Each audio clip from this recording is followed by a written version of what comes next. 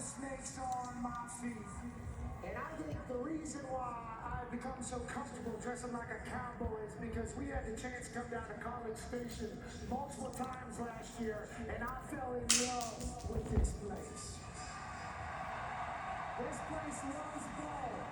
This place shows up in droves at midnight, the night before every single game, to practice how they're going to yell, to practice how they're going to intimidate the other team. Well, Miami ain't going to be intimidated by anything. They deserve to look into the 12-team playoff. Carson Beck has been here and done that. He's done. Malachi Tony is electrifying. Ruben May, Mesidor on the defensive side. They ain't worried about nothing.